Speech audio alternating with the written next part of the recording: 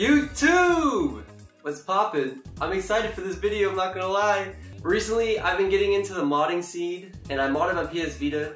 I was looking for something that I can put all my old games on this cheap console, and I found this one on Wish. I'll put it in the description if it does interest you. Hey, let me just cut off this handsome devil real quick and mention that the link that I bought the console from, it's no longer existing. So I found another one exactly the same.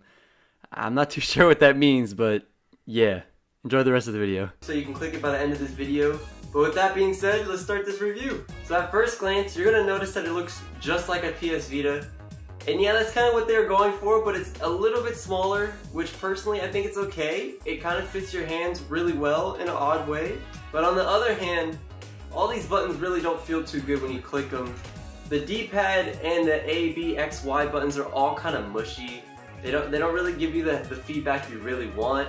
Plus the L and R buttons are really stiff. And there is 2 analog sticks on them, but I honestly recommend to not even touch them. They are not good at all. And yes, I did say the buttons are mushy, but they do work. There's absolutely no problem with them. There's no type of delay. So it's not the biggest deal. So there's only one speaker on this device, and it's on the back of the console. And because of that, a lot of the noises get muffled out because you're covering the speaker. But on the other hand, the speaker is pretty decently loud. Obviously, it's not going to be the best speaker quality in the world, but it does get the job done. I really don't have too much to complain about the speaker.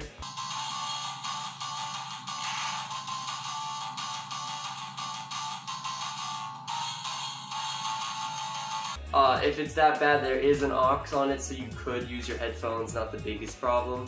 The power switch, the volume button, the memory card, and the charger, as well as the aux, are all on the top of the console. There's nothing at all at the bottom. I personally would have preferred the aux at the bottom.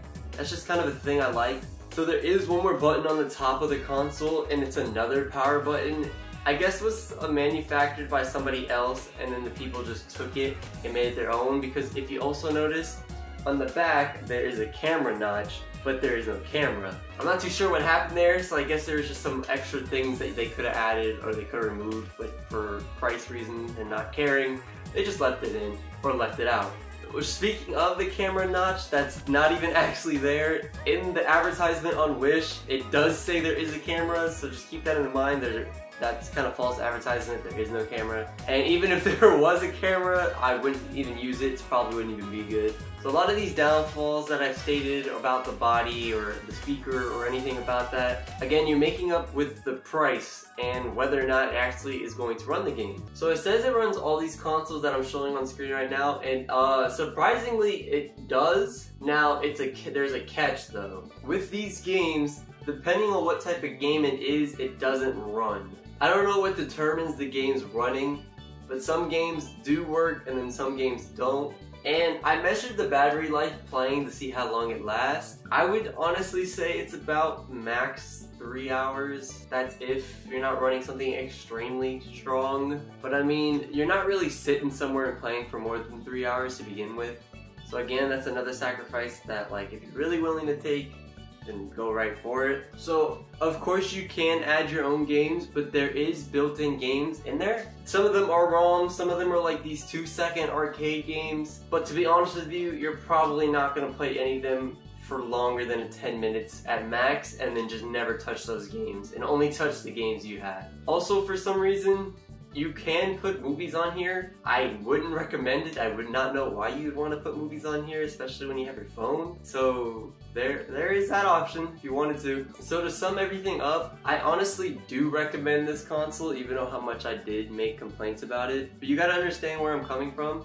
For the price, it makes sense what you're getting. The underneath, the software that it actually is running in order to play these games, it does work well. But these buttons are doable, and they will get you through the game comfortably, especially the way it feels. The battery life is not the longest. Again, it's only maximum 3 hours. Again, remember, you need to know what you're paying for. And if you do know what you're paying for, then you have a console that you can take to go, like a Switch, with all the old games that you want. And with that being said, guys, I hope you enjoyed my review. I've never really done any of these like this before, so I really wanted to try and talk about this because maybe somebody else was looking for something like this and wanted to see. If it did help, please leave a like, comment that I am ass at reviewing.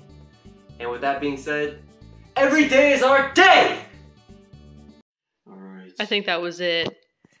I think we got it, boys.